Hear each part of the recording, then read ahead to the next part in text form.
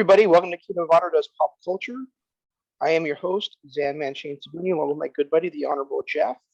And today we will cover the second season of a show that was one of my favorites until the second season, Doom Patrol. I am so sick, guys. Spoiler alerts, first of all. Secondly, if you like this at any point during the video, do us a favor, drop a like on it, hit the subscribe button, ring the notification bell, and so on. I am so sick and tired of watching cliffhanger season and cliffhanger. Did I say hanger? Cliffhanger season endings. Because you never know if this next season's going to get picked up. I mean, Warrior Nun did it. What was that last one we just watched that did it? Jupiter's Legacy. Jupiter's Legacy, and now this.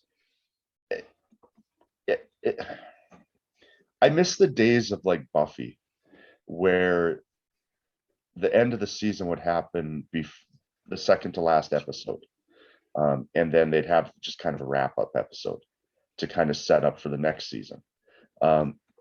This ending on a cliffhanger stuff, I'm just done with it. Done with it. I'm because what's going to end up happening is I'm going to get invested in the storyline, and then they're not going to renew the second season or third season or whatever, and then I'm going to lose it. Yeah, I especially when it's something like this where, and guys, we're doing spoilers, so just if you don't want to hear spoilers on it, go back and go watch the show and then come back and watch. But especially when our favorite character is literally in pieces at the end of the episode. Exactly. I could give a fucking shit less about Dorothy, but Cliff's in pieces at the end of the episode. We find out that Jane's dad has taken over Jane's dad is the one in control of the underground now. Right. Like you said, like Cyborg and Rita and Larry are all covered in wax now. So it's and Willem Kipling, same too. It's just Kipling's. Yeah. Kipling had my favorite line of all time. What was that? When they found out that in the final episode was filled with just hysterical one-liners. But I think my favorite line of all time was Kipling when he's getting dragged off by his what was it, Jack in a Box imaginary friend, and they're like, whatever, that's your imaginary friend? He's like, it was the 15th century, we didn't have Bugs Cunting Bunny. That's easily my favorite line. Yeah, I still like the one verse where they actually find him. It's like, and Cliff's like, what kind of Mike Tyson bullshit happened to you? Yeah, that was a good one too. And I love when Jesus ended up being his imaginary friend, and he's like, you were a friend of mine for like half a summer in Bible camp. He goes, and you forsook my ass. That was another good one too. Go ahead. It was just that final episode, especially. I mean, Cliff was just great. Again, the best part of the whole series. Again, but that final episode was just littered with those just snappy one-liners that kind of took me out and made me laugh. The first season of this show, I thought was nearly perfect. I mean, there was hardly a minute or two that went by in that first season that I didn't just absolutely adore. I thought the first season was just absolutely fantastic, all 15 episodes of it. Right. This season, they expected me to invest, or us as fans to invest way too much, I think, in a guy that we already found out was an asshole last season and his daughter.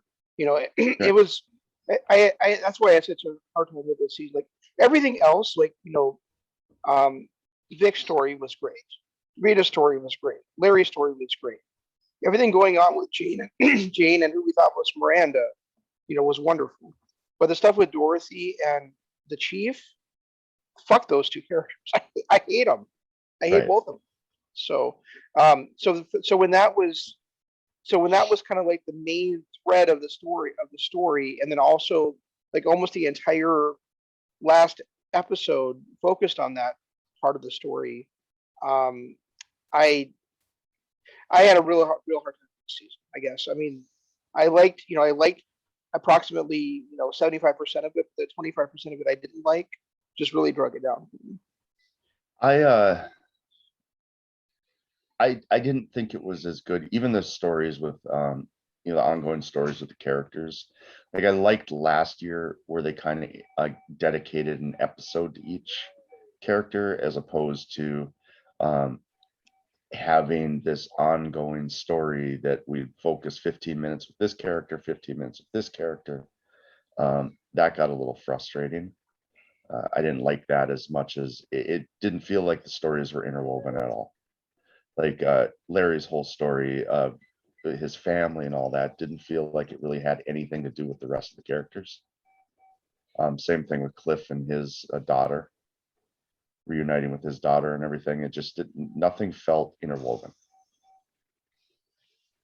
Yeah, whereas last year, like you said, we would go what we would see, we would see like 80% or maybe an entire episode with one batch of characters, and then we come back to the next episode to find out what was going on while they were doing whatever they Well, were doing.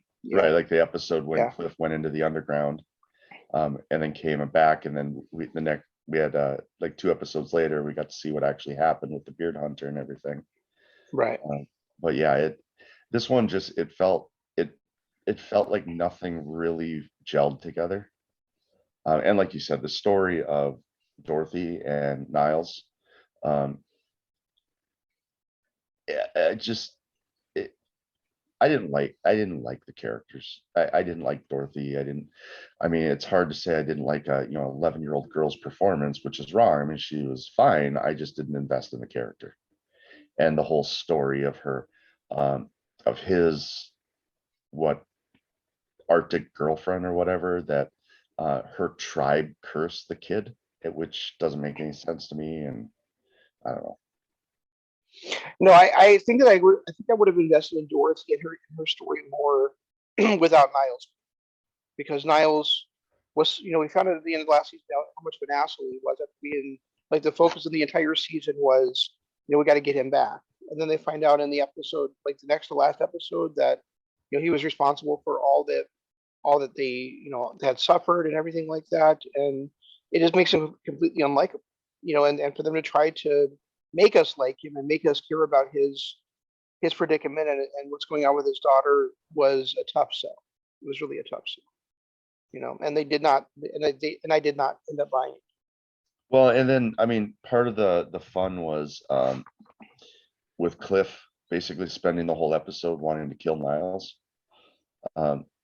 And then he got to how do you get that out of that episode? Because he keeps going, I'm gonna kill him. I'm gonna fucking kill him. I'm going to fucking kill him. I mean, is that how you got that out of the episode? That was pretty much the whole season. But after he jettisoned him out of a spaceship, that episode was great when he was walking and ended up getting getting stuck there in the middle of that parking lot where he couldn't move because everything just froze up. His legs just froze up on him. That episode was great too. But it was weird because go ahead. The whole season, Cliff is like, fuck Dorothy, I don't want to be around Dorothy. I hate you, Niles. And then he spends 15 seconds on the moon with her or wherever it was. I'm assuming the moon. And then all of a sudden he comes back. He goes, I like the kid. I'll take care of her after you're gone. And then right at that moment, he just gets shot out of the spaceship back down to Earth. Yeah, in that episode, right before he goes out for that moonwalk, Niles is telling him how dangerous she is and how she could destroy the world. And I really thought that Cliff was going to go out there and be like, well, I guess I got to save the world by killing this bitch. Right. But he didn't. He like talk. He actually just sit down and talk to her like a person, like her dad was capable of doing, because he's a dipshit. Yeah. So, I get it. Cliff is a dipshit too, but at least Cliff is, at least Cliff has a self-realization. Like, I'm an asshole and I'm trying to change. Niles is just a selfish motherfucking prick. Yeah, and there's 2 things I really want to bring up, and I'm going to bring them both up, then we can talk about them. First, the dynamic between Cliff and his daughter was great. When you see the way she was talking, it was like a chip off the old block, even though she'd never been around her or hadn't been around her dad since she was what, 10, 11. And then the other thing, I really wish that the Miranda character had been around longer. Like, even if the reveal was going to be in the last episode or the second to last episode, like it was, that would have been great. But I would have rather seen more of Miranda, like poking the bear type of thing, trying to get everyone else to dislike Jane. More than just the last 3 episodes. Was it only 3 episodes? It was 3 or maybe 3.5. And I get it. It was only a 9-episode season, but that story just, once Miranda showed up, it was just like a rushed finish. Well, it did take that trauma to bring her out, though. So I mean, that it would have changed the pacing of the entire season, really, because it took the Candlemaker killing Baby Doll and what was that other character he The killed? Fire Jane or whatever. Yeah. So it took that happening to bring her out, and I thought that was at the end of the 4th episode. So I do think she was there for about half the season. I just didn't feel like there was Which enough of her, I guess. my problem with Miranda, and this is just, to me, it was and maybe I'm wrong, maybe this is actually true in the comics, and I'm way off base here, but it felt to me like it was just more part of woke culture that Miranda had to be a black chick, because there had to be a black chick inside of Jane's personalities, which, when she's growing up in the 60s, it really does not make any sense to me that she would have her primary personality be a black woman. Right. So that really bugged me. I know I know maybe it shouldn't, but because I'm so sensitive now to that, everything you have to be like, oh, this character's got to be black now, this character's got to be Asian, this character has to be a woman now. That it really did get to me, like, looking at her like, why the fuck would a child that grew up in the 60s in a time of like that racial thing, that probably had never even met a black woman in her entire life, right, have her primary personality be a black? Actually, I thought she was older than that. I thought it was not the 60s. I thought it was like the 40s or 50s. I guess maybe I was wrong. But even still, well, didn't they say it was 1969 when she met that guy in the diner in the last episode? Wasn't that 1969? Possibly, yeah. So, but then she would have been grown up in the 50s. So, I mean, yeah, there was racial tension. And it was the end of episode 6. So it was about 3.5 episodes with Miranda. Was it? Okay. And it was the Baby Doll and Flaming Katie. They brought in Baby Doll summoned Flaming Katie to kill her imaginary friend Manny. And that's what set off Dorothy to unleash the Candlemaker. And then, after the Candlemaker killed Baby Doll and Flaming Katie, that's when Miranda showed up. Okay. In the middle of the next episode. So yeah, it was 3.5 episodes with Miranda. And I felt like that from the moment she appeared, that whole thing was rushed. I mean, I don't know. I wish it would have been a little bit more, like maybe Miranda had shown up even before that happened, and that was the tipping point to say, see, I should be in charge. I gotcha. Yeah, I guess I did not realize that happened that late in the season. It seemed longer to me than actually I thought the whole space thing was in the 5th episode. So I guess I was a little bit off base there. Yeah, Space Patrol was the 6th episode. So okay, gotcha. I didn't understand the whole thing with Vic and his dad. What was the point of that? Just to get his dad in the show? It didn't make sense to me. It didn't seem like there was a reason for that. For the thing with Vic's with talking to Vic's dad about Ronnie's surgery stuff? Is that what you're asking about? Yeah, that and the whole trying to get Cliff into a new body. a new robotic body. Oh, gotcha. Yeah, maybe it was, but also it was like his body was failing him. Remember? Yeah, but I'm just saying it seemed like it was just a reason to get his dad into the show. It didn't really need to be there. It's also though that it's also though that I think they wanted to also kind of set up that last episode where his the same actor that plays his dad is also playing that cowboy. The cowboy, yeah. And if you hadn't seen his dad the entire season, you might have forgotten. Oh yeah, that's the same guy. That's actually the same guy that's his dad because Yeah, that's true. because everybody's like us where we just watched Doom Patrol season one, a couple of months ago. Some of them, some people have probably not seen that for a year and a half before that new season debuted. I suppose it was 2019 when the first one, and then this was June of 2020. So Yeah. yeah, it was over a year between when it ended and when it's debut and when season 2 started. Right. So yeah, I guess that makes sense. But and I understand the thinking that Miranda was around longer simply because when we're binging a show like this, the timeline doesn't really make as much sense. No, we're not. And the way they sequenced the show was a little bit weird too. I think they had the first 3 episodes available to view on day one, and then they had it weekly after that or something like that. So Okay. so it would have been like, I don't know. So we weren't like wait, but the same concept is true. We're not waiting like week to week to see what's going to happen. We're binging it all at one time. Right. I gotta say though, I mean, I know this is stuff kind of stuff you do all the time, but like watching these 8 or 9 episodes in one week is just killing me. Is what? It's just too much. Oh, Too it much was for me. rough.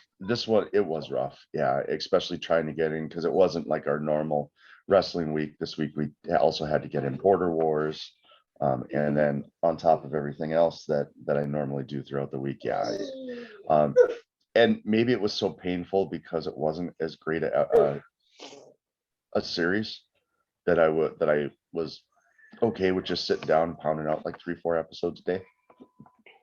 Like Yeah, I Jupiter, mean, go ahead. like Jupiter's Legacy, that one was, and Shadow and Bone, those were good enough that I could sit here and literally watch 2 to 3 episodes without even batting an eye. This one was a struggle to get through, and I think a lot of it was because it was disconjointed with the stories. Niles was an unlikable character that took up way too much screen time. I felt like certain things, like the Miranda story, was rushed. There was just a lot of stuff that I wasn't liking enough to want to sit down and watch 2-3 episodes at a time. Arlo, go sing in your room. What's that? I said, Arlo, go sing in your room. Oh. But yeah, I don't know. I think that's it. I mean, it's hard. Like when we did that with Jessica Jones, when we did that with I think it's also that I'm trying. We never did 13 episodes of Jessica Jones in one sitting. No, but I think part of the problem with me2 is also I'm spending a couple hours, like maybe like total of 6 hours during the week trying to edit these videos to get them on YouTube yeah. as well. So that's Yeah. a time commitment that I'm not used to also. So trying to fit in 8 or 9 hours of, one show at the same time. Yeah, and It's it's kind of not a crunch, like this week we're going to be doing The Conjuring.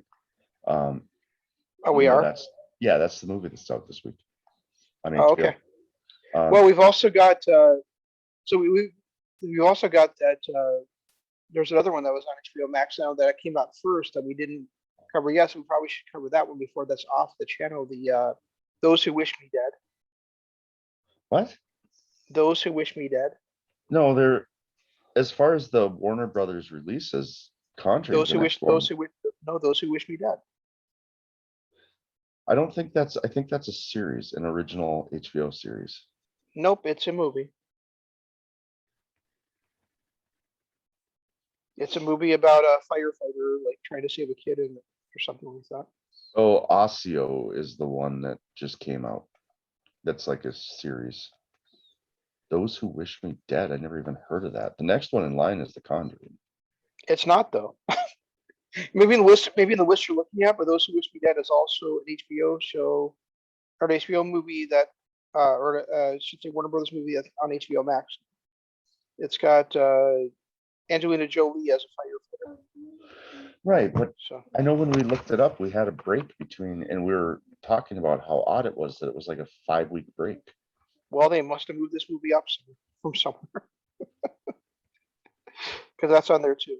So we've got that. We've got Those Who Wish Me Dead. We've got The Conjuring, or whatever that one is, and then we've got, and then also that new Zack Snyder movie on Netflix. I want to cover too, Army of the Dead.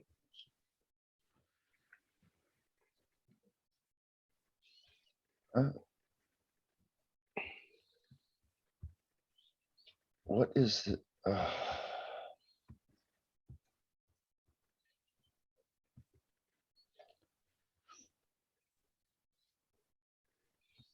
Oh, see, it's not actually on. That's not a Warner Brothers movie. It is. Because here's the list of the Warner Brother HBO Max movies coming and their releases. I know that's what I said. It's not on your list, but it's not. But it really is there. I mean, it really is. It must have gotten moved up because it is part of the releases and it is on HBO Max. Yeah, because that one wasn't supposed to be released until October. Well, it got moved up.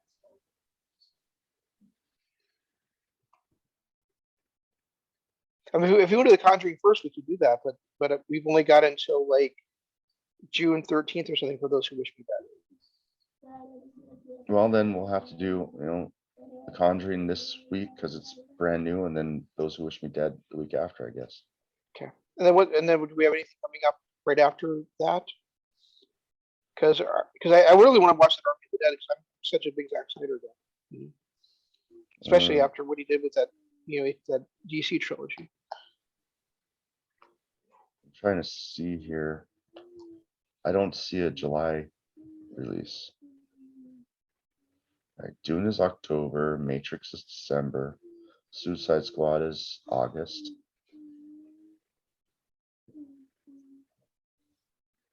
Malignment is September.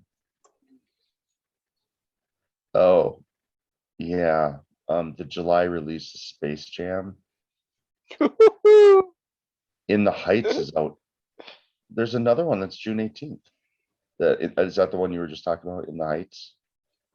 No, I was not talking. I didn't say anything about In the Heights. In the Heights is coming out June 18th. The Many Saints in Newark is September. They've added some movies here because a lot of these movies weren't in the last release I saw. Yeah, quite possible. Because now there's a few that there's like 2 a month here. Like there's 2 in June, 2 in July, a couple in September, 2 in October, and it was once one a month there for a while, I thought. Okay, I'm looking at one for me. It started from May 10th now, so it's trying to move things around. Let's see. All right. I don't get the best tech deals, but thank you very much. Stupid. Yeah, I gotta love the ads that come up. Oh yeah, this is not listing them by date here, but let's see.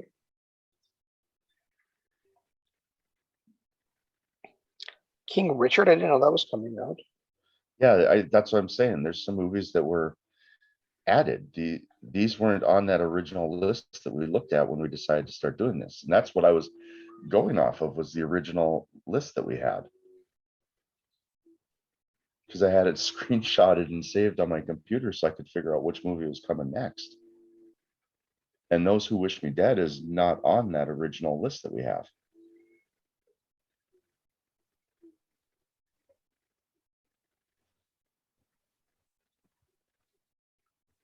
Oh, King Richard is about Venus and Serena's dad. Oh, that's gonna What's be a that? blast to watch. I said King Well, Richard is about Venus and Serena's dad. This would be a blast to watch. yeah.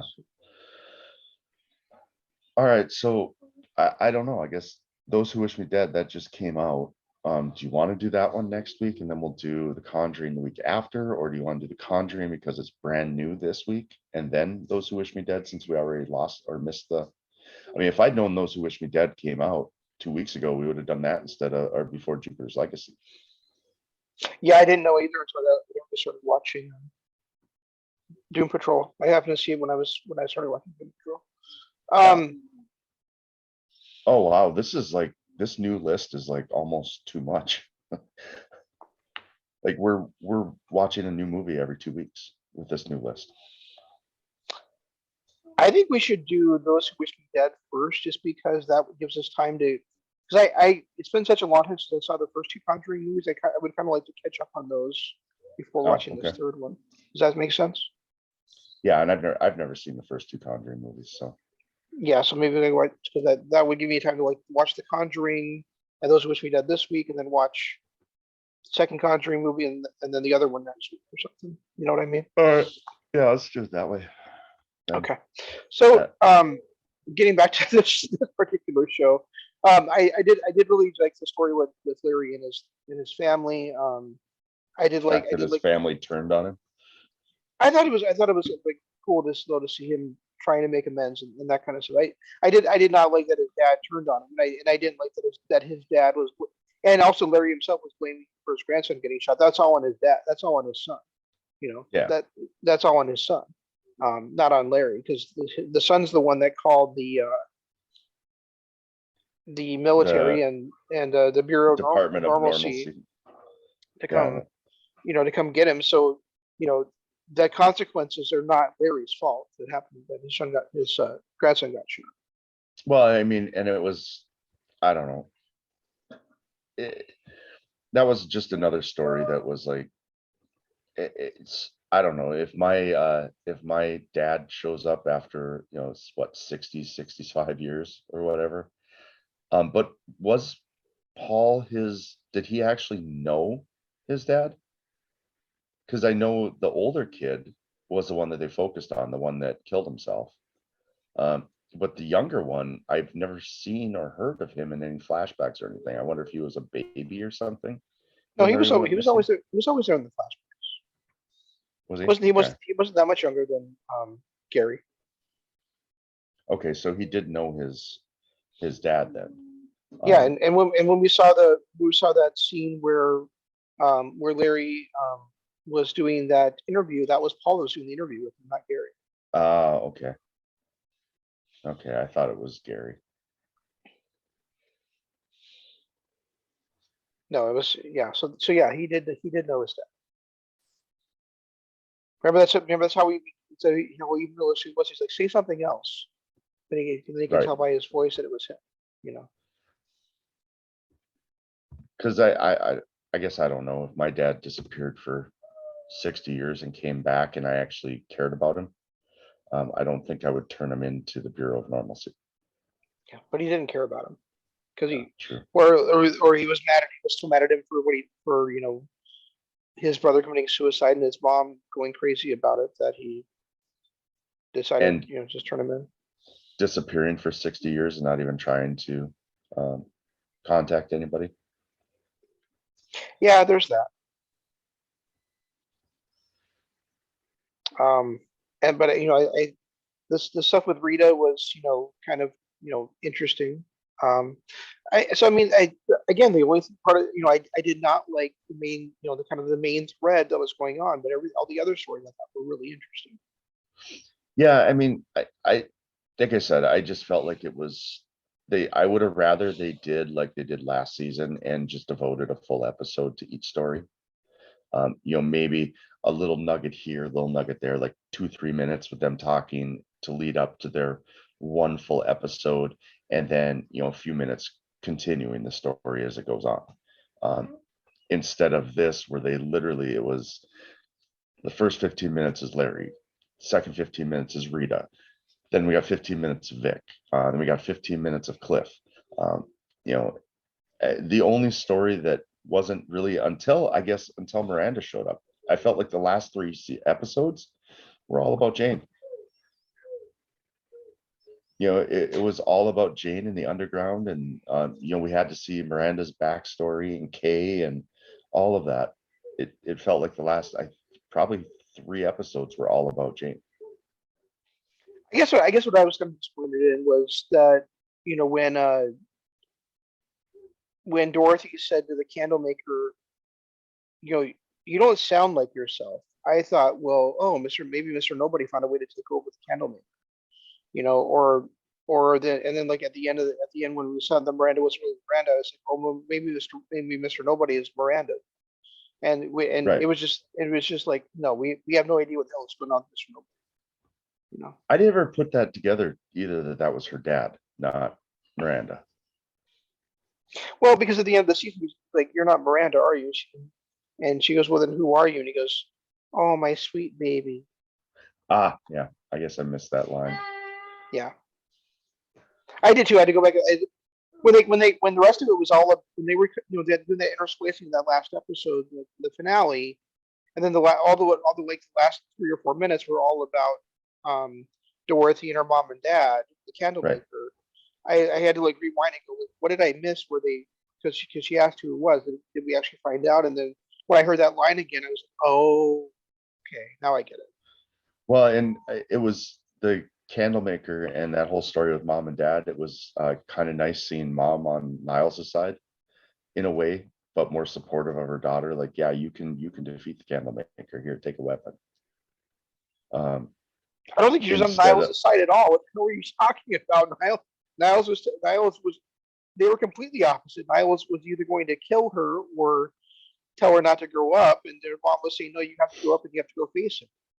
well, no, I meant on the same side as the fact that she wasn't on the candlemaker side, didn't want to destroy the world, and was actually trying to find a way to get the to defeat the candlemaker. Oh, okay. I guess not really on the same side as that was coming out of my mouth. I'm like, no, wait, that's not true, because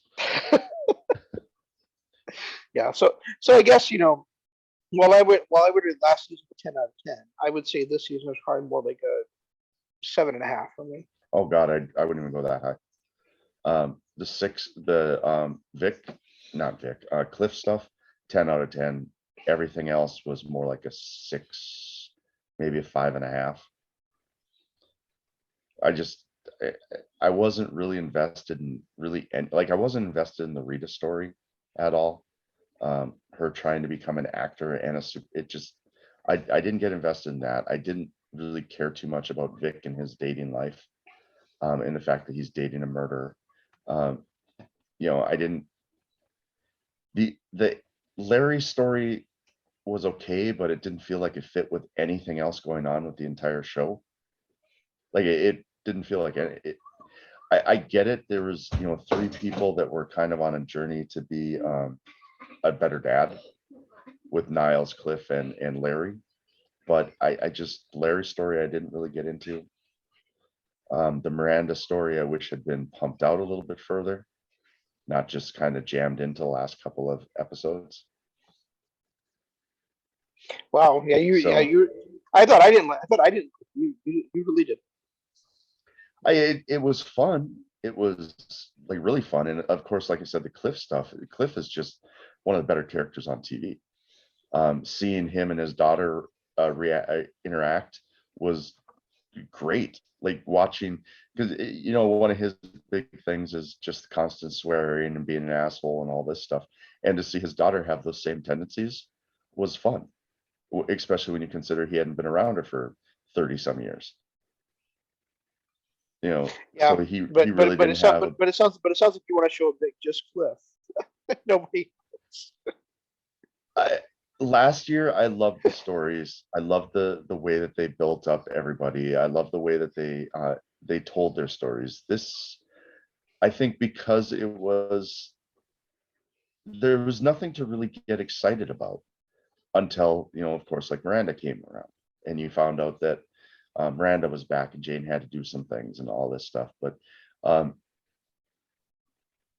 they showed so much of everybody's story in every single episode that I didn't have those little teasers like I did in the first episode or first season. I just think Like there wasn't enough on the bone of those stories at each given time for them to be able to do it. Plus, he only had 9 episodes to do it in, as opposed to 15. So 15. Yeah. so I don't think they could have. I just don't think they had the ability to tell the story the same way they told last season story. So I'm not holding. I wouldn't.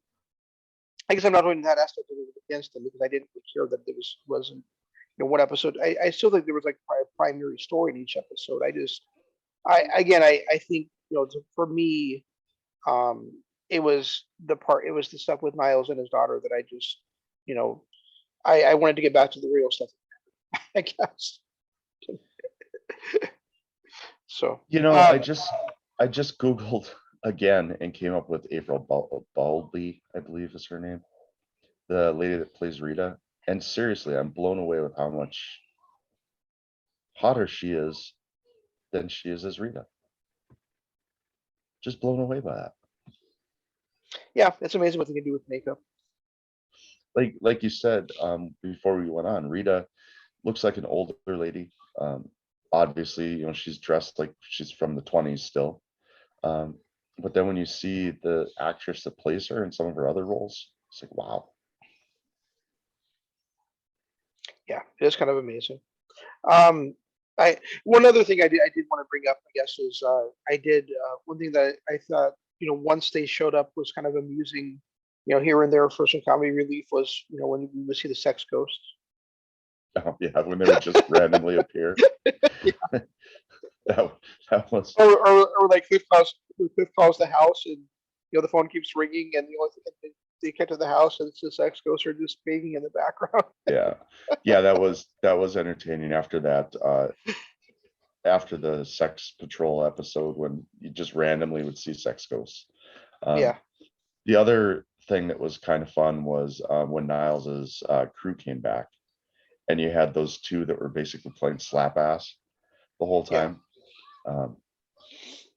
And then to find out that they were dead a long time ago, they were just infected by a virus. It was kind of a odd turn, I guess. And what was the point? I still don't know that I really understand the whole reasoning behind there being another negative spirit if that other negative spirit isn't going to be around.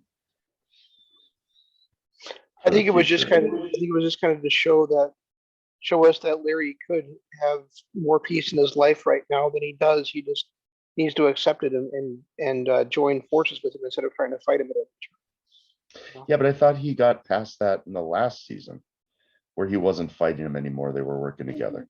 They're working together more than they were, but they still haven't gotten to the point where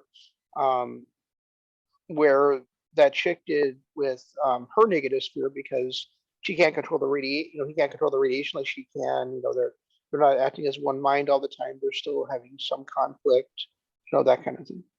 But the biggest difference is she was in isolation with her negative spirit for however long. 5 years. Yeah. For how long? 5 years. Oh, it's longer than that. No, it was 5 years. That was the whole point, is that she's like, oh yeah, she controlled it in 5 years. Yeah, she was able to not control it. She joined with it in 5 years, and now they're basically living in symbiosis, and he's been dealing with this for what, 60 something years, right? And he hasn't been able to. But she also had 5 years of basic isolation, where he's had 60 years of basic isolation.